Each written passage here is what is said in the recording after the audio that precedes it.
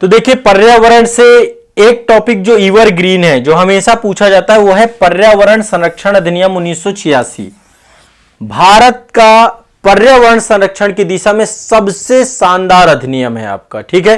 तो पर्यावरण संरक्षण अधिनियम 1986 आपका भारत सरकार के द्वारा पारित किया गया, और ये पर्यावरण संरक्षण अधिनियम को छाता विधान भी कहते हैं, अम्ब्रेला लेजिस्लेशन भी कहते हैं इसको। इसका दूसरा नाम है छाता विधान। छाता विधान ये कभी पूछ लेता है तो आपको ध्यान रखना है, और ये एवरग्रीन है, पूछता ही रहता है ये, तो इसको अम्ब्रेला लेजिस्लेशन के रूप में भी जाना जाता है। देखिए 1972 में पहली बार जो जलवायु परिवर्तन और ग्लोबल वार्मिंग जैसा एक वैश्विक मुद्दा बना, तो उसको लेकर के स्टॉकहोम्स में एक समिति का आयोजन किया गया था। मैं अलग से एक टॉपिक लेकर के आपको ये सारे के सारे बता दूंगा। संयुक्त राष्ट्र संघ ने स्टॉकहोम्स में एक सम्मेलन बुलाया था, जिसको मानव पर्यावरण सम्मेलन कहते हैं। कब बुलाया था? 1972 में। तो उसमें बहुत सारे निर्णय लिए गए, सभी देशों को जिम्मेदारी, उस समय इंदिरा गांधी थी, और सभी को ये जिम्मेदारियां दी गई कि भाई आप अपने देश में पर्यावरण संरक्षण को लेकर कार्य करें। भारत सरकार ने पर्यावरण को संरक्षित करने के उद्देश्य से 1986 में अधिनियम पारित किया गया था। तो पर्यावरण संरक्षण के लिए सबसे महत्वपूर्ण एक्ट अभी हमारा यही है, एनवायरमेंट प्रोटेक्शन एक्ट 1986। देखिए एक समस्या हुई थी, आपको पता है 1984 में मिथाइल आइसोसाइनेट का जो है भोपाल गैस त्रासदी की घटना हुई थी, ठीक है। आपको पता है यूनियन कार्बाइड एक कंपनी थी, वहां पर मिथाइल आइसोसाइनाइड जो है उसका जो है क्या हुआ, रिसाव हुआ, जिसके कारण से बहुत बड़ी संख्या में लोग जो है वहां पे खत्म हो गए, पूरा का पूरा गांव जो है वीरान हो गया। आज भी जो है वहां पे स्थितियां बहुत खराब हैं। तो भोपाल गैस त्रासदी आपकी 1984 में हुई थी, 1984 में 1984 की घटना है आपकी, ठीक है। पूरा का पूरा गांव प्रभावित हुआ था, यूनियन कार्बाइड मिथाइल आइसोसाइनेट। उसके तुरंत बाद 2 साल के बाद यह अधिनियम बहुत गति के साथ लाया गया था, ठीक है। तो यह ध्यान रखिएगा। आप देखो इस अधिनियम के तहत केंद्र सरकार को एक पावर मिलती है, शक्ति मिलती है। क्या पावर मिलती है? कि पर्यावरण की गुणवत्ता में सुधार लाया जाए, उसके संरक्षण के लिए, पर्यावरण प्रदूषण को दूर करने के लिए, पर्यावरण के प्रदूषण को नियंत्रित करने के लिए, उसको समाप्त करने के लिए केंद्र सरकार प्रयास कर पाए, ठीक है। तो यह पूरा का पूरा पर्यावरण संरक्षण अधिनियम 1986 के तहत प्रयास किया गया, और पृथ्वी और मानव और पर्यावरण के बीच में क्या किया गया, सह संबंध स्थापित करने का प्रयास किया गया, पृथ्वी को बचाने का प्रयास किया गया पर्यावरण संरक्षण अधिनियम के तहत, ठीक है। तो पर्यावरण की सुरक्षा, पर्यावरण में सुधार करने के उद्देश्य से पर्यावरण संरक्षण अधिनियम लाया गया है 1986। केंद्र सरकार को क्या करता है? पर्यावरण प्रदूषण को रोकने के लिए देश के विभिन्न हिस्सों में विशिष्ट पर्यावरणीय समस्याएं, यदि पर्यावरण से जुड़ी हुई कोई भी समस्या है, तो उस समस्या के समाधान को करने के लिए प्राधिकरण स्थापित करने का भी करता है। इसी के लिए एनजीटी बनाया गया आपका, एनजीटी नेशनल ग्रीन ट्री, ये आपका जो है राष्ट्रीय हरित प्राधिकरण बनाया गया है, एनजीटी। इसी प्रावधान के तहत 2010 में बना था आपका। तो इस अधिनियम के तहत एक व्यापक कानून के तौर पे आप इसको देख सकते हैं, ठीक है। तो ये आपका 1972 में स्टॉकहोम सम्मेलन हुआ था, और स्टॉकहोम सम्मेलन में मानव और पर्यावरण पर यह संयुक्त राष्ट्र का पहला सम्मेलन था, और देशों को प्रभावी बनाने के लिए कार्य की बात की गई थी। तो भारत ने मानव और पर्यावरण सुधार करने के लिए उचित कदम बनाने के लिए इस सम्मेलन में भाग भी लिया था, और इसी के तहत इस सम्मेलन को भारत सरकार के द्वारा जो है बहुत ही जो है प्रभावी तरीके से लिया गया, और 1986 में पर्यावरण संरक्षण अधिनियम लाया गया। अब देखिए भारतीय संविधान में 3 आर्टिकल हैं। एक तो 253 है, 253 में लिखा गया है, क्या लिखा गया है कि भारत संविधान जो है 253 के तहत कि अंतरराष्ट्रीय जो भी समझौते होंगे, ये एक आपका इंटरनेशनल समझौता था, मानव पर्यावरण समझौता, स्टॉकहोम सम्मेलन, तो उसको प्रभावी करने के लिए संसद क्या कर सकती है? कानून बना सकती है। तो ये आपका 253 का प्रभाव था। दूसरा अनुच्छेद एक डीपीएसपी में 48A जोड़ा गया है आपका, 48A जोड़ा गया, जिसमें बोला गया है कि राज्य पर्यावरण की रक्षा और सुधार करेगा, देश के वनों और वन्य जीवों की क्या करेगा? रक्षा करेगा, ठीक है। तो 48A को प्रभावी बनाने का काम आपका पर्यावरण संरक्षण अधिनियम करता है। और आर्टिकल 51A में आप लोगों के लिए लिखा गया है कि प्रत्येक नागरिक का पर्यावरण की रक्षा करेगा, प्रत्येक नागरिक का एक कर्तव्य होगा कि वो पर्यावरण का रक्षा करे। तो आर्टिकल 51A आप लोगों के लिए, ध्यान रखिएगा, 51A किसके लिए? आप लोगों के लिए है कि आप लोग पर्यावरण की रक्षा करें और उसका प्रावधान करें, क्योंकि ये फंडामेंटल ड्यूटी है, मौलिक कर्तव्य है। तो आपको ये दिमाग में बैठा के रखना है कि 3 ये आर्टिकल सबसे ज्यादा प्रभावी हैं। तो मैंने यहां पे आपको बताया कि 1986 का अधिनियम पारित किया गया, किस लिए? पर्यावरण की संरक्षण के लिए। ठीक है, अब इसी के तहत अन्य पर्यावरण से जुड़े हुए कानून बनाए जाते हैं इसी के अंतर्गत, इसीलिए इसको अम्ब्रेला लेजिस्लेशन के तौर पे भी देखा जाता है। यह एक मार्गदर्शक कानून है, इसका वायलेशन नहीं किया जा सकता, इसी के अंदर काम किया जा सकता है। अब इसके तहत बहुत सारे कानून बनाए गए हैं आपके। एक आपकी संस्था बनाई गई एनजीटी, क्या बनाई गई आपकी? एनजीटी, ठीक है, राष्ट्रीय हरित न्यायाधिकरण, ये आपकी नेशनल ग्रीन ट्रिब्यूनल आपका बनाया गया है। अब आपको पता है ये 2010 में संस्था आई है, 2010 में, ताकि पर्यावरण से जुड़े हुए किसी भी मामले की सुनवाई की जा सके। क्या की जा सके? सुनवाई की जा सके। तो नेशनल ग्रीन ट्रिब्यूनल, इसके वर्तमान में अध्यक्ष कौन है? जस्टिस आदर्श कुमार गोयल, यह भी लिख लीजिएगा, जस्टिस आदर्श कुमार गोयल इसके वर्तमान में अध्यक्ष है। ठीक है, आदर्श कुमार गोयल लिख लीजिएगा, जस्टिस आदर्श कुमार गोयल इसके वर्तमान में अध्यक्ष हैं। तो राष्ट्रीय हरित न्यायाधिकरण की स्थापना राष्ट्रीय हरित न्यायाधिकरण अधिनियम 2010 के तहत की गई है, और यह जो है आपका एनजीटी बनाया गया है 18 अक्टूबर 2010 को। ठीक है, अब ये अल्टीमेट इसका काम क्या होता है? जैसे पहले क्या होता था कि पर्यावरण से जुड़े हुए कोई भी मामले होते थे हाई कोर्ट में जाते थे, अब पहले ट्रिब्यूनल में जाएंगे, और ट्रिब्यूनल जो है उच्च न्यायालयों में चल रहे पर्यावरण से जुड़े हुए मुकदमों को क्या करेगा? उनको कम करने का प्रयास करेगा। पहला काम यह है। दूसरा काम, पर्यावरण से जुड़े हुए किसी भी प्रकार का कोई भी कानूनी अधिकार है उसका प्रवर्तन कराने का काम भी इसका है, उससे जुड़े हुए मामलों को प्रभावशाली बनाने का काम भी इसी का है, तीव्र गति से उनका निपटारा हो इसका काम भी एनजीटी का है। ठीक है, तो न्यायाधिकरण पर्यावरण से जुड़े हुए मामलों को बहुत तेजी से निपटाए, इस दिशा में काम एनजीटी को करना है। ठीक है, तो एनजीटी को लेकर के ये आपको दिमाग में बैठा के रखना है सभी को।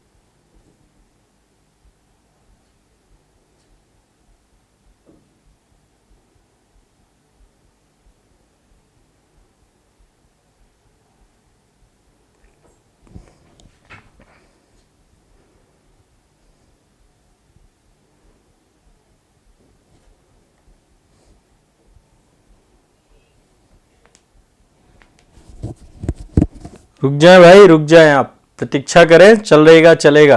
अभी थोड़ा सा इंटरनेट का इशू हुआ है और प्रतीक्षा कर लें, कोई दिक्कत नहीं है, सुधार हो गया है, मैंने कमेंट देख लिया है। और जब कभी भी ऐसी स्थिति बन जाती है तो ऐसी स्थिति में थोड़ा सा आप लोगों को मदद करनी है, अचानक से आप लोग होपलेस मत हो जाए करिए।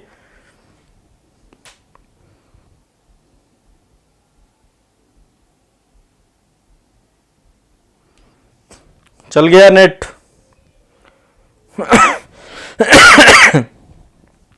भाई आप लोग तो तुरंत ही बफरिंग में आप लोग भी बफर करने लग जाते हैं, थोड़ा सा रुक जाना है, हो जाता है, नेट का इशू है भाई, हमारे हाथ में नहीं है चीजें, ये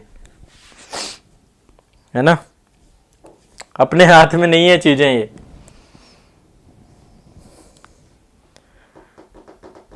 नहीं नहीं, आज ही कंप्लीट कर लेते हैं। एनजीटी को लेकर बता दिया मैंने, लगभग सारी चीजें आपकी बता दी जो इंपॉर्टेंट थी। कहां पे से रुका था, थोड़ा लास्ट लाइन बताएं तो इसे कंप्लीट कर देते हैं टॉपिक को।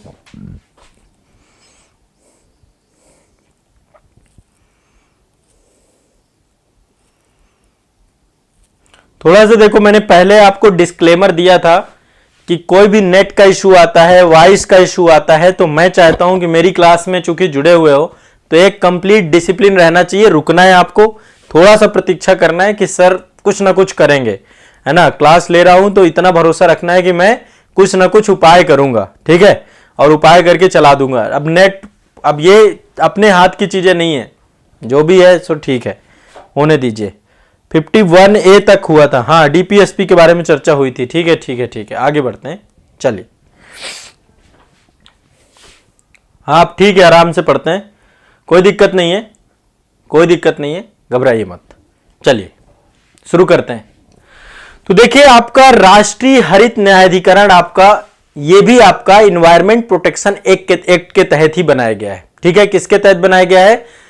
पर्यावरण सुरक्षा अधिनियम, इन्वायरमेंट प्रोटेक्शन एक्ट के तहत एक संस्था बनाई गई है आपकी राष्ट्रीय हरित अधिकरण। अब ये आपका प्राधिकरण का काम क्या है? इस प्राधिकरण का काम है कि पर्यावरण से जुड़ा हुआ कोई भी मामला आता है, ठीक है, पर्यावरण से जुड़े हुए पहली बात बहुत सारे कानून हैं, तो उन कानूनों का पहले प्रवर्तन कराना, उनको लागू करवाना, ठीक है। जो भी कानूनी अधिकार आपको एनवायरमेंट प्रोटेक्शन एक्ट के तहत मिले उनको लागू करवाने का काम पहली चीज है। यदि कोई भी व्यक्ति पीड़ित पक्ष है ना, अथवा कोई भी क्षतिग्रस्त संपत्ति है तो उसके क्षतिपूर्ति को प्रदान करने से जुड़े हुए मामलों की सुनवाई करना, तो इसका काम भी आपका हरित ये न्यायाधिकरण का है।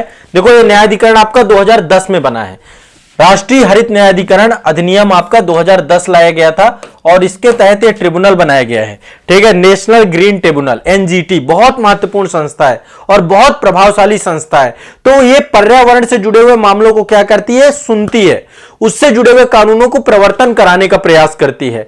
तो ये और पर्यावरण से जुड़े हुए मामलों को द्रुत गति से निपटाने का प्रयास करती है। तो हाई कोर्ट में जो पर्यावरण से जुड़े हुए मामले हैं उनको निपटाने का काम भी जो है एनजीटी का होता है, ठीक है। तो एनजीटी के बारे में एक चीज बता दूं, एनजीटी आपकी ये संस्था जो बनाई गई है, ट्रिब्यूनल बनाया गया है, ये आपका जो इन्वायरमेंट प्रोटेक्शन लॉ है उसी के तहत बनाया गया है। वर्तमान में जो एनजीटी के अध्यक्ष हैं, एनजीटी के अध्यक्ष कौन है?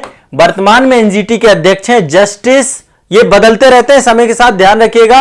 अभी वर्तमान में है justice Adarsh Kumar Goyal, justice Adarsh Kumar Goyal NGT के हेड हैं, आदर्श कुमार गोयल, ठीक है। तो ये भी ध्यान रखिएगा, अध्यक्ष हैं जस्टिस आदर्श कुमार गोयल, वर्तमान में इसके अध्यक्ष हैं। तो राष्ट्रीय न्यायिक हरित न्यायाधिकरण इसलिए बनाया गया ताकि पर्यावरण से जुड़े हुए कानूनों को क्या किया जाए?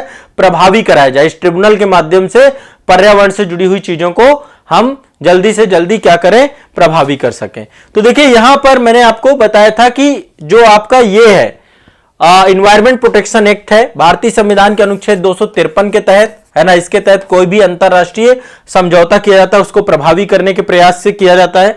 और आर्टिकल 248 से यह डीपीएसपी है, राज्य का कर्तव्य है कि वो पर्यावरण की रक्षा करे, सुधार करे, देश के वनों और वन्य जीवों की रक्षा करने का प्रयास करे।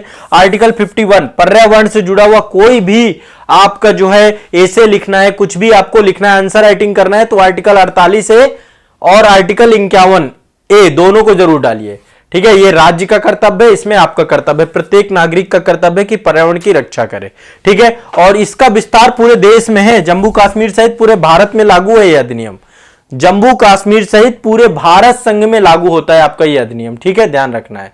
तो ये आपको, और इसके तहत पर्यावरण संरक्षण को लेकर बहुत सारे अधिनियम बनाए गए हैं, कई सारी समितियां बनाई गई हैं, जैसे जेनेटिक इंजीनियरिंग अनुमोदन समिति भी आपकी इसी के तहत बनाई गई है, ठीक है। तो लगातार बहुत सारे, यदि कोई प्रसंकट में प्रजाति होती है, कोई सूक्ष्म जीव होते हैं, कोई आनुवांशिक जीव होते हैं, तो उनकी कोशिकाओं के विनिर्माण के लिए, उनके आयात निर्यात के लिए, उनके भंडारण के लिए, उनके लिए रिसर्च के लिए आपका जो है एनजीटी के तहत ही, वो माफ करेगा एनवायरमेंट प्रोटेक्शन लॉ के तहत ही विभिन्न प्रकार के जो है आपकी समितियां, कमेटीज बनाई जाती है। तो ये अधिनियम से बहुत बार क्वेश्चन पूछा गया है, पर्यावरण संरक्षण अधिनियम 1986 से, आप लोग को इसको दिमाग में बैठा लेना है और इस अधिनियम से अब आने वाले क्वेश्चन को गलत नहीं करना है। इसको अम्ब्रेला लेजिस्लेशन के तौर पे भी जानते हैं, क्योंकि इसके तहत ही पर्यावरण से जुड़े हुए अन्य कानूनों को प्राधिकार प्राप्त होता है, इसका वायलेशन नहीं कर सकते। ठीक है, तो सबसे प्रभावी कानून के तहत आपका एनवायरमेंट प्रोटेक्शन अधिनियम है। तो ये दिमाग में बैठा लीजिएगा, क्योंकि कई जगह पे चर्चा होगी।